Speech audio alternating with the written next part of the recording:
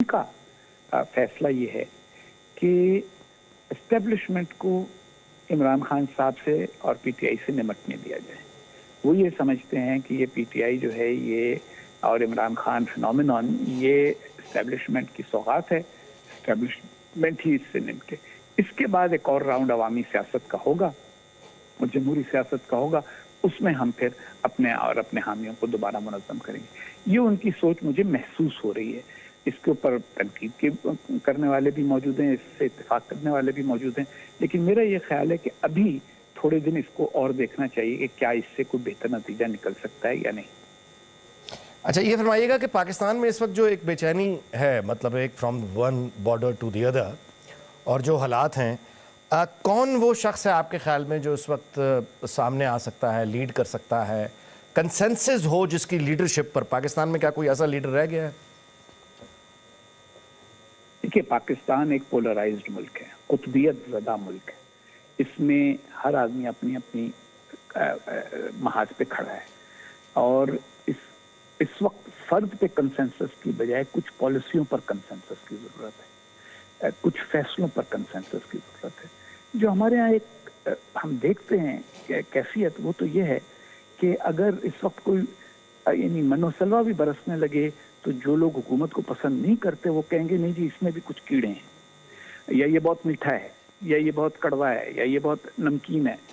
ये एक हमारा मिजाज बन गया है, जैसे एक कबायली जंग है। हमने सियासत में भी वही एक तर्ज फिक्र इख्तियार कर लिया है कि ये हक और बातिल की लड़ाई है, जिसमें जिसका मैं हामी हूँ वो हक है, जिसका मैं मुखालिफ हूँ वो बातिल है।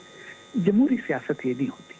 जमहूरी सियासत में आज का अपोजिशन लीडर कल का वजीर आजम होता है, कल का वजीर आजम आज का अपोजिशन लीडर होता है।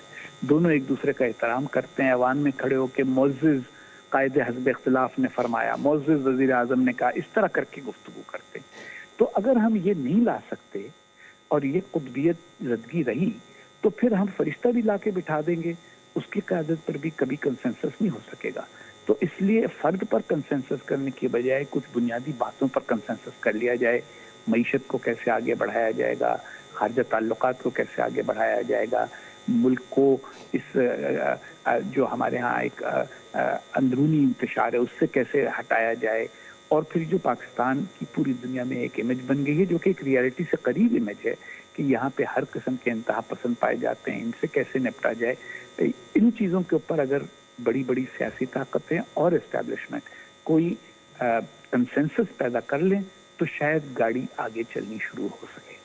अच्छा, ये फरमाइएगा कि अमेरिका और चीन की जो कशीदगी बढ़ती हुई है, मुकाबला जो नज़र आता है, उनके जो ताल्लुकात हैं, उनका जो कंपटीशन है वर्ल्ड ओवर, उसका कोई इम्पैक्ट पाकिस्तान पर आएगा तो फिर उसके लिए पाकिस्तान को क्या तरीका अख्तियार करना चाहिए? लेकिन पाकिस्तान को तो हमेशा यही सूट करेगा कि वो किसी भी कैंप में होने की बजाय हर कैंप से कोई ना कोई फ़ायदा उठाए। टेक्नोलॉजी है वो हमें अमेरिका से मिले या चीन से मिले, इन्वेस्टमेंट है वो हमें अमेरिका से मिले या चीन से मिले, हमें अपनी डेवलपमेंट के ऊपर तवज्जो करनी है। लेकिन इसमें बैलेंस रखने के लिए बहुत समझदारी की ज़रूरत है। और एक और चीज़ जिसकी ज़रूरत है वो ये कि खुद हमारे जो पड़ोसी हैं उनके साथ हमारे ताल्लुकात बेहतर हों, क्योंकि अगर हमारी एक पड़ोसी से जंग हो, दूसरे पड़ोसी से लड़ाई हो और तीसरे पड़ोसी से कशीदगी हो, तो ऐसी कैफियत में तो फिर दोनों बड़ी ताकतें हमें यही कहेंगी ना कि भाई कुछ हौसला हमसे ले लो ताकि लड़ाई में काम आए और हमारी बात मान लो। उससे बचने का जो तरीका है वो अपनी इमीडिएट नेबरहुड में ताल्लुकात बेहतर करना है, जिसकी तरफ हम कभी तवज्जो नहीं करते।